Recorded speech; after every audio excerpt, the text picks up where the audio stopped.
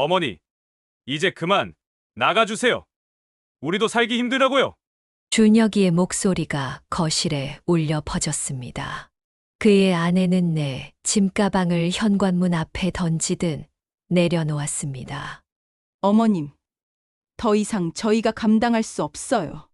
애들 교육비도 벅찬데 어머님까지 모실 여유가 없다고요. 준혁아, 이 한밤중에 어디로 가란 말이니? 엄마를 길거리로 내쫓는 거야? 미경이네 가세요. 아니면 요양원이라도 알아보시든가요. 우리는 이제 지쳤어요. 난 내 어머니야. 내가 널 낳고 키우고. 그건 부모의 의무였잖아요. 이제 우리 집에서 나가주세요. 당장요. 준혁이의 아내가 내 팔을 잡아 현관 밖으로 밀어냈습니다. 얇은 속옷 위에 겨우 걸친 실내복 차림이었습니다. 적어도 외투라도 줘라. 너무 춥구나. 날 쫓아내? 너희들이 감히? 내가 너희를 낳고 키워서 이게 돌아오는 보답이냐? 문이 쾅 하고 닫혔습니다. 영하 22도 폭설이 쏟아지던 그날, 나는 얇은 속옷 차림으로 길거리에 내던져졌습니다. 몸은 추위에 벌벌 떨리고 눈물은 얼굴에 흘러내리며 금세 얼음장이 되었습니다. 아들의 집 문 앞에서 한참을 두드리다 지쳐 주저앉았을 때 나는 결심했습니다. 이대로는 죽지 않는다. 반드시 살아남아서 너희들에게 똑같이 갚아줄 거야. 그리고 1년 후 그 약속을 지키는 날이 왔습니다. 그럼 이제 본론으로 들어가기 전에 여러분의 의견을 댓글로 남겨주시고 구독과 좋아요, 알림 설정하시면 행운이 깃듭니다. 구독은 무료입니다. 가장 빠르게 이야기를 받아볼 수 있습니다. 그럼 시작하겠습니다. 저는 박순자입니다.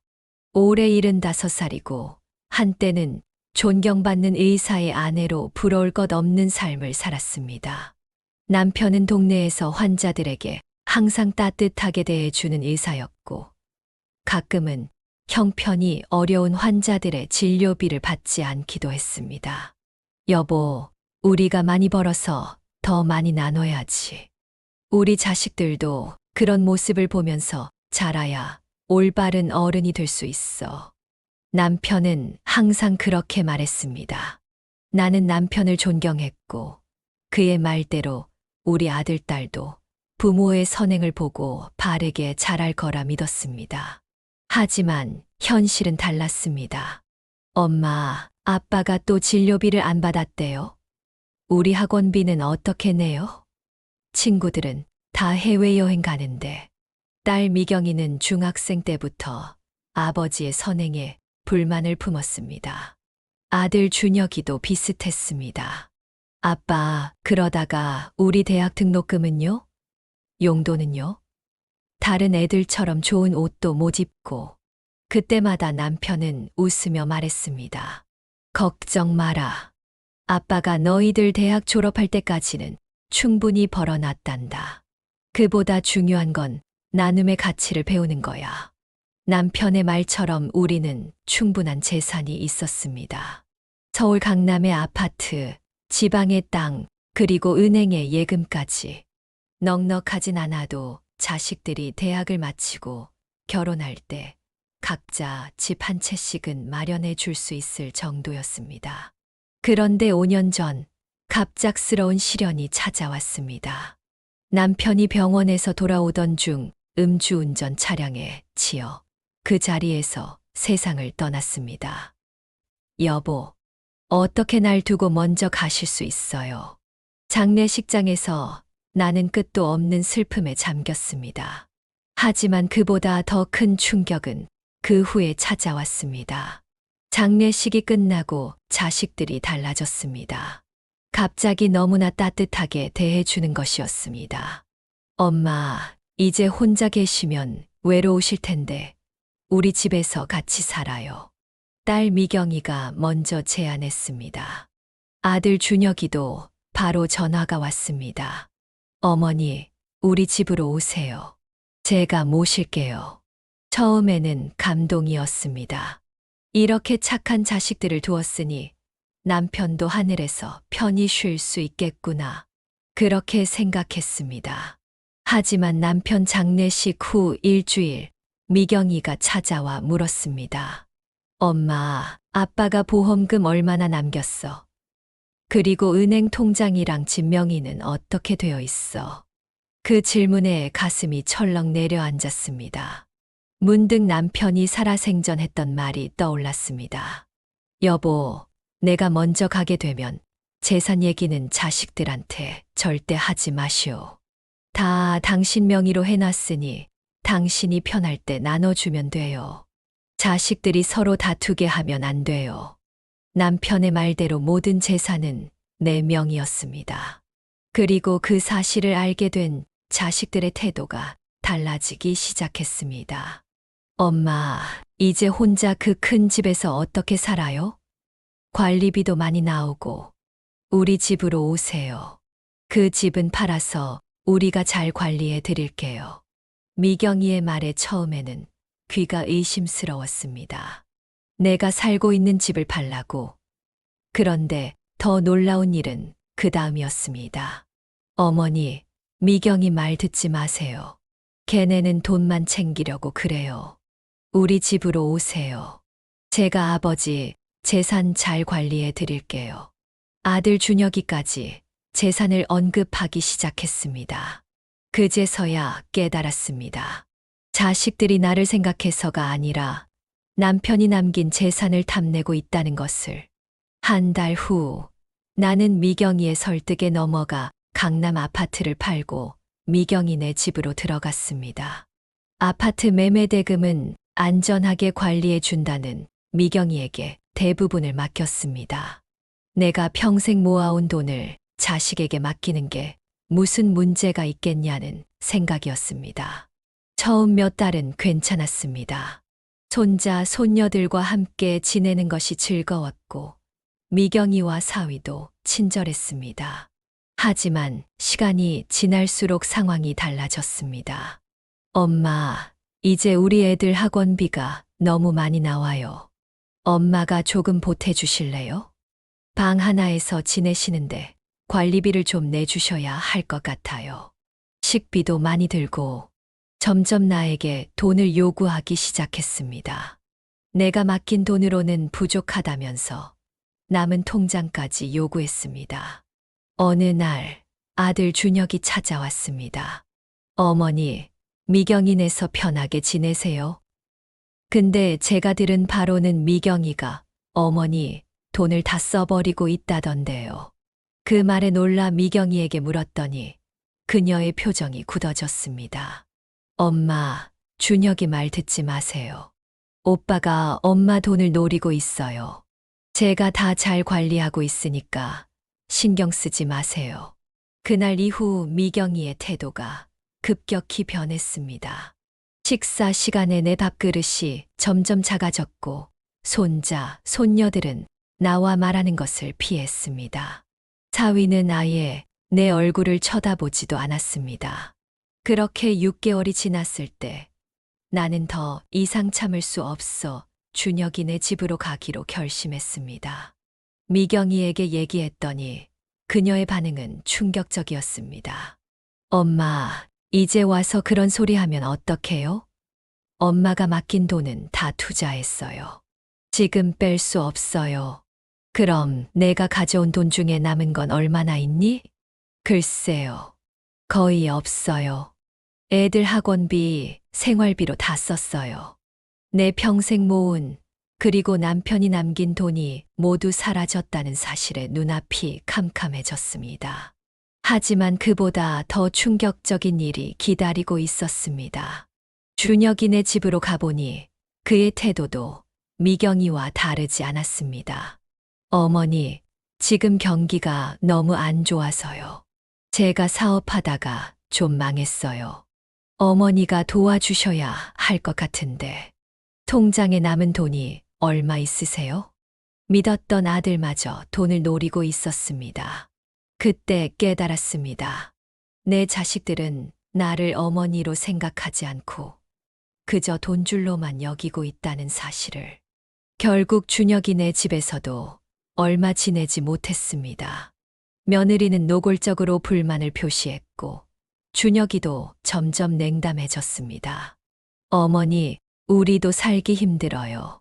이제 복지관이나 양로원 같은 데 알아보는 게 어떨까요? 그 말에 가슴이 무너졌습니다.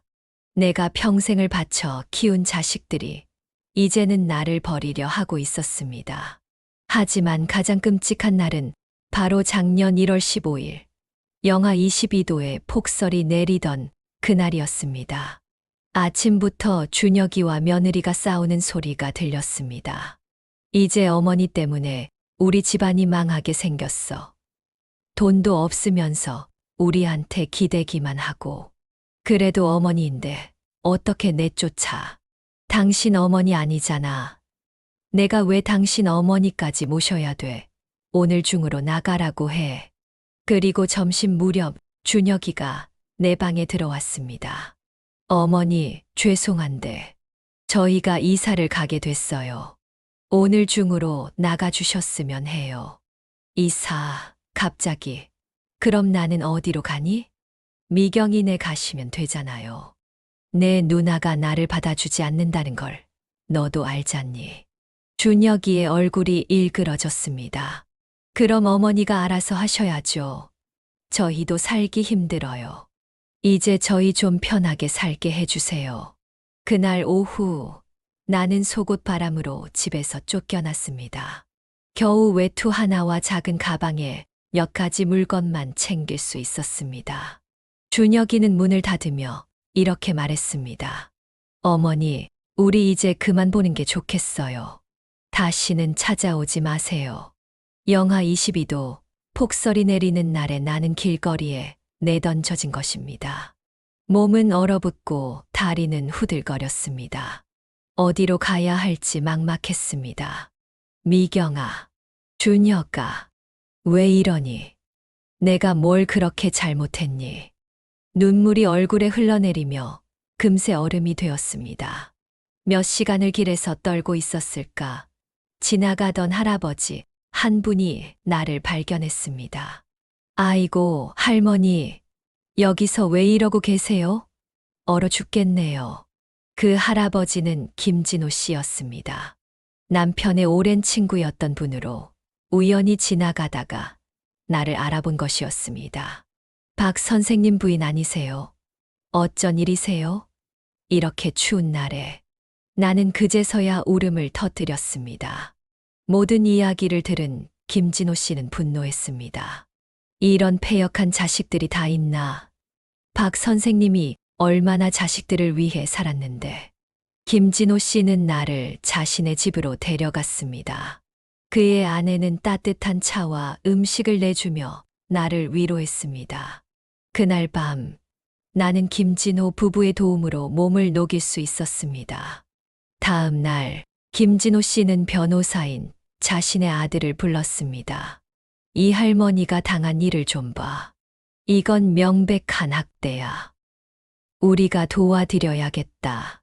김진호 씨의 아들인 김태현 변호사는 내 이야기를 자세히 들은 후 이렇게 말했습니다. 박 할머니, 걱정 마세요. 자식들이 어머니의 재산을 가로챈 것은 명백한 범죄입니다. 우리가 법적으로 도와드리겠습니다. 하지만 무엇보다 중요한 건 할머니의 안전입니다. 우선 작은 전셋집부터 구해드리겠습니다. 그렇게 김진호 씨 가족의 도움으로 나는 작은 전셋집에서 새 출발을 하게 되었습니다. 김태현 변호사는 내 자식들을 상대로 민사 소송을 준비했습니다.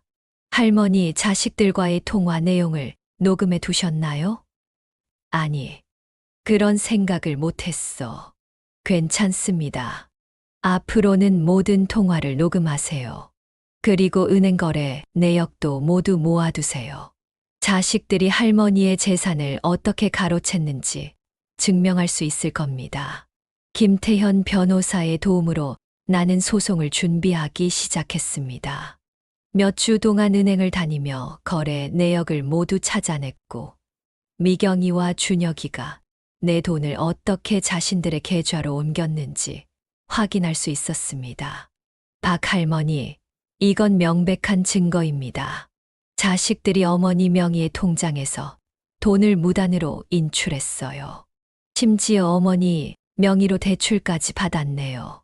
김태현 변호사가 분석한 결과 미경이는 내 명의로 5천만 원의 대출을 받아 자신의 계좌로 옮겼고 준혁이는 내가 맡긴 돈 중 3억 원을 자신의 사업에 투자했다가 모두 날렸다는 사실이 밝혀졌습니다. 법적으로 이건 명백한 사기죄에 해당합니다. 민사는 물론 형사 고소도 가능해요. 하지만 나는 망설였습니다. 아무리 그래도 내 자식들인데 감옥에 보내는 것은 너무 가혹하다는 생각이 들었습니다. 아직은 형사 고소까지는 하고 싶지 않아요. 우선 내 재산이라도 돌려받을 수 있을까요? 김태현 변호사는 고개를 끄덕였습니다. 그럼 우선 민사소송부터 시작하겠습니다. 하지만 자식들이 쉽게 물러서지 않을 거예요. 철저한 준비가 필요합니다. 그리고 얼마 지나지 않아 예상대로 자식들이 찾아왔습니다. 미경이가 먼저 나타났습니다. 엄마, 왜 이러세요? 우리한테 민사소송이라니. 우리가 엄마 자식들인데. 미경이의 눈에는 눈물이 그렁그렁했습니다. 하지만 나는 더 이상 속지 않기로 했습니다. 내가 나를 자식으로 생각했으면 내 돈을 훔치지 않았겠지. 그리고 추운 겨울날 날 쫓아내지도 않았을 거고. 그건 오빠가 그런 거지. 저는 너도 마찬가지야. 내가 다 알아. 내가 내 명의로 대출받은 것도, 내 돈을 내 계좌로 옮긴 것도. 미경이의 얼굴이 창백해졌습니다. 그녀는 자리에서 일어나 소리쳤습니다. 엄마가 그렇게 나오시면 우리도 할 말 있어요. 엄마가 정신이 온전하지 않다고 주장할 거예요. 치매 검사도 받게 할 거고요. 나는 웃으며 대답했습니다. 그래, 한번 해봐. 내가 얼마나 정신이 또렷한지 법정에서 보여줄게. 다음으로 준혁이가 찾아왔습니다. 그는 미경이보다 더 노골적이었습니다. 어머니, 왜 이러세요? 소송 같은 거 해봤자 이길 수 없어요. 우리가 변호사도 여러 명 선임했고, 내 말이 맞아. 너희가 돈도 많고 젊고 힘도 있지. 하지만 내겐 진실이 있어. 준혁이는 비웃으며 말했습니다. 진실요? 어머니가 치매 증상으로 혼란스러워 하신다고 의사소견서도 이미 준비했어요. 소송은 어머니한테 좋지 않아요. 그냥 포기하세요. 나는 그를 똑바로 바라보며 말했습니다. 내가 날 얼마나 모르는지 이제야 알겠구나. 난 절대 포기하지 않아. 너희가 나한테 한 일 반드시 갚아줄 거야. 준혁이는 화를 내며 자리를 떠났습니다. 그날 밤 나는 김태현 변호사에게 전화했습니다. 변호사님, 이제 확실히 결심했어요. 민사소송뿐만 아니라 형사고소도 진행해 주세요. 내 자식들에게 분명한 교훈을 줘야겠어요. 소송은 생각보다 빠르게 진행되었습니다. 김태현 변호사는 정말 유능했습니다. 그는 자식들이 내 명의로 한 모든 금융거래를 추적해 증거로 제출했고, 내가 속옷 바람으로 쫓겨났던 날의 녹음도 확보했습니다. 그날 준혁이의 아내가 무심코 녹음기를 켜놓은 상태로 대화를 했던 것입니다. 그 녹음에는 내가 쫓겨나는 장면과 준혁이 부부가 내 재산에 대해 이야기하는 내용이 담겨 있었습니다. 이제 어머니 통장도 비웠으니 더 이상 신경 쓸 필요 없어. 저 집도 팔아서 우리가 나눠 가지자. 이 녹음은 결정적인 증거가 되었습니다. 재판이 진행되는 동안 자식들은 온갖 방법으로 저를 괴롭혔습니다. 밤중에 전화를 걸어 협박하고 이웃들에게 제가 정신이 이상하다는 소문을 퍼뜨리기도 했습니다. 하지만 김진호 부부와 김태현 변호사의 도움으로 나는 견뎌냈습니다. 그러던 어느 날 놀라운 소식을 들었습니다. 남편이 생전에 몰래 준비해둔 것이 있었습니다. 박 할머니, 대단한 소식이 있어요. 박 선생님이 비밀 계좌를 만들어 두셨더라고요. 그리고 유 원장도요. 김태현 변호사가 흥분된 목소리로 말했습니다. 비밀 계좌라니요. 유 원장이요. 네, 박 선생님이 돌아가시기 전에 법무사 사무실에 유 원장을 보관해 두셨어요. 그리고 할머니만 접근할 수 있는 계좌도 개설해 두셨고요. 남편은 자식들의 성향을 눈치채고 미리 대비를 해두었던 것입니다. 유 원장에는 이렇게 적혀 있었습니다. 내가 사망한 후 1년 이내에 아내를 학대하거나 재산을 빼앗으려는 자식이 있다면 그 자식의 상속분은 모두 박순자에게 돌아가도록 한다. 그리고 비밀 계좌에는 10억 원이 넘는 돈이 있었습니다. 남편은 이 돈을 자식들 모르게 따로 모아두었던 것입니다. 이 사실이 재판에서 밝혀지자 미경이와 준혁이의 얼굴이 하얗게 변했습니다. 그들은 남편의 유 원장 때문에 법적으로 완전히 불리한 상황에 놓였습니다. 재판은 6개월 만에 끝났습니다. 판결은 완전히 제 승리였습니다. 자식들은 가로챈 모든 재산을 돌려주어야 했고 추가로 손해배상금도 지불해야 했습니다. 게다가 사기죄로 형사처벌까지 받게 되었습니다. 엄마, 우리 좀 살려주세요. 감옥에 가면 우리 인생 끝이에요. 미경이가 눈물을 흘리며 애원했습니다. 준혁이도 무릎을 꿇었습니다. 어머니, 잘못했습니다. 용서해 주세요. 저희가 모든 돈을 돌려드릴게요. 그때 나는 가장 기막힌 복수를 생각해냈습니다. 단순히 돈을 받는 것이 아니라 자식들에게 진정한 교훈을 주는 것이었습니다. 좋아. 내가 한 가지 조건을 내걸게. 그 조건을 따르면 형사 고소는 취하하마. 네. 어떤 조건이든 들어드릴게요. 두 자식이 동시에 대답했습니다. 너희 둘 다 노인복지센터에서 1년 동안 봉사활동을 해. 매주 주말마다. 그리고 그곳에서 노인들을 어떻게 대해야 하는지 배워. 자식들은 놀란 표정을 지었지만 감옥에 가는 것보다는 낫다고 생각했는지 곧 동의했습니다. 그리고 두 번째 조건. 너희가 가로챈 내 돈은 모두 노인복지재단에 기부할 거야. 네. 그럼 저희는요.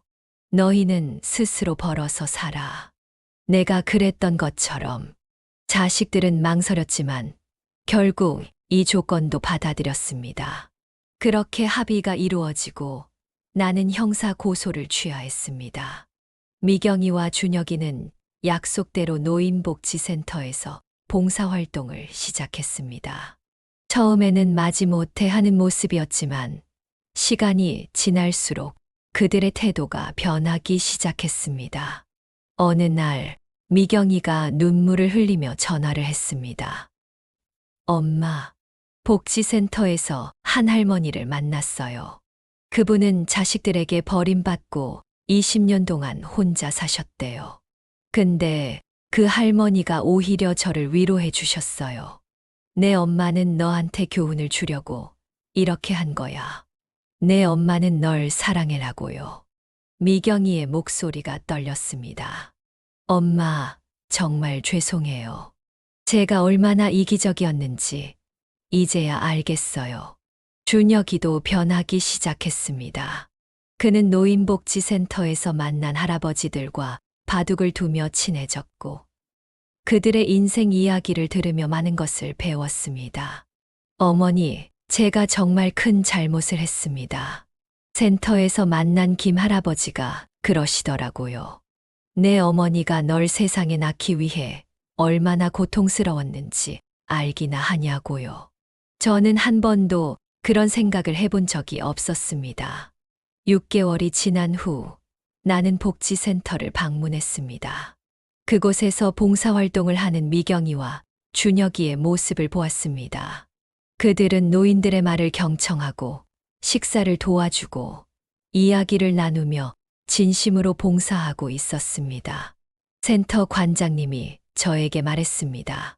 박 할머니, 처음에는 억지로 온 것 같았는데 지금은 우리 센터에서 가장 열심히 일하는 봉사자들이에요.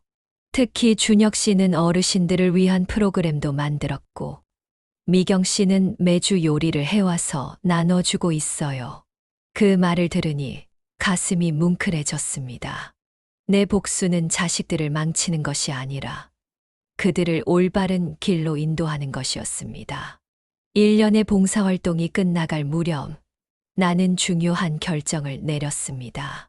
김태현 변호사를 찾아가 내 유언장을 작성했습니다. 변호사님, 제 재산을 이렇게 나누고 싶어요. 절반은 노인복지재단에 기부하고 나머지 절반은 미경이와 준혁이에게 주되 한 가지 조건이 있어요. 어떤 조건인가요? 그들이 계속해서 봉사활동을 이어나가는 조건이에요. 매달 최소 20시간씩. 그리고 그들의 자녀들에게도 봉사의 중요성을 가르치도록요. 김태현 변호사는 미소를 지으며 고개를 끄덕였습니다. 아주 현명한 결정이십니다. 박 할머니의 복수는 정말 기막히네요. 그리고 작년 크리스마스, 나는 미경이네 집에 초대받았습니다. 그곳에는 준혁이 가족도 와 있었습니다. 식탁에는 정성스럽게 준비한 음식들이 가득했고 손주들은 반갑게 나를 맞이했습니다. 미경이가 떨리는 목소리로 말했습니다. 엄마, 우리가 정말 큰 잘못을 했어요. 용서해 주세요. 이제부터는 진심으로 엄마를 모시고 싶어요. 준혁이도 고개를 숙였습니다. 어머니, 저희에게 이런 기회를 주셔서 감사합니다. 저희가 어떻게 해야 할지 가르쳐 주셔서 감사합니다. 나는 미소를 지으며 대답했습니다. 난 너희를 미워한 적이 없어. 그저 너희가 올바른 사람이 되길 바랐을 뿐이야. 오늘 나는 75세의 나이에 새로운 삶을 살고 있습니다. 김진호 씨의 소개로 노인대학에 다니기 시작했고 그곳에서 서예를 배우며 즐거운 시간을 보내고 있습니다. 미경이와 준혁이는 매주 번갈아가며 저를 찾아오고 손주들과 함께 시간을 보내는 것이 지금은 가장 큰 행복입니다. 자식들은 자신들의 잘못을 깊이 반성하고 이제는 봉사활동을 자신들의 삶의 일부로 받아들였습니다. 미경이는 노인복지센터에서 요리 수업을 진행하고 있고 준혁이는 노인들을 위한 무료 법률 상담을 해주고 있습니다. 내가 원한 것은 결코 자식들에게 상처를 주는 것이 아니었습니다. 내가 진정으로 원했던 복수는 그들이 자신의 잘못을 깨닫고 올바른 사람으로 변화하는 것이었습니다. 그리고 그 복수는 성공했습니다. 얼마 전 미경이의 딸 수진이가 학교 숙제로 가장 존경하는 사람에 대한 글을 썼다고 합니다. 그 글의 주인공은 바로 저였습니다. 우리 할머니는 용서의 힘을 가르쳐 주신 분입니다. 할머니는 힘든 상황에서도 포기하지 않고 오히려 그것을 통해 우리 가족을 더 단단하게 만드셨습니다. 저는 할머니처럼 강인하고 지혜로운 사람이 되고 싶습니다. 이 글을 읽었을 때 나는 눈물을 멈출 수 없었습니다. 내 손녀가 나를 이렇게 생각하고 있다니. 이보다 더 큰 행복이 어디 있을까요? 이제 나는 많은 노인분들에게 이 이야기를 들려주고 싶습니다. 여러분도 저처럼 자식들에게 상처받고 배신당했을 수 있습니다. 하지만 절대 포기하지 마세요. 여러분의 존엄성을 지키고 필요하다면 도움을 청하세요. 자식들에게 진정한 교훈을 주는 것, 그것이 가장 현명한 복수입니다. 미움과 분노는 우리를 병들게 할 뿐입니다. 진정한 지혜는 그 어려운 상황을 통해 모두가 성장할 수 있는 기회로 만드는 것입니다. 세상에는 나쁜 사람들도 있지만 김진호 씨 부부와 김태현 변호사처럼 선한 사람들도 많습니다. 혼자라고 생각하지 마세요. 도움을 요청하면 반드시 누군가가 손을 내밀어 줄 것입니다. 나의 이야기가 여러분에게 조금이나마 위로와 용기가 되었기를 바랍니다. 비록 지금은 힘들더라도 그 아픔이 언젠가는 여러분을 더 강하고 지혜롭게 만들어 줄 것입니다. 여러분, 오늘도 행복하세요. 그리고 기억하세요. 인생은 끝날 때까지 끝난 게 아닙니다. 75세의 나이에도 새로운 시작을 할 수 있답니다. 이 이야기가 마음에 드셨다면 구독과 좋아요도 눌러주세요. 여러분의 생각이나 비슷한 경험이 있으시다면 댓글로 자유롭게 이야기해 주세요. 함께 나누고 서로 위로하며 더 나은 노후를 만들어 갔으면 좋겠습니다.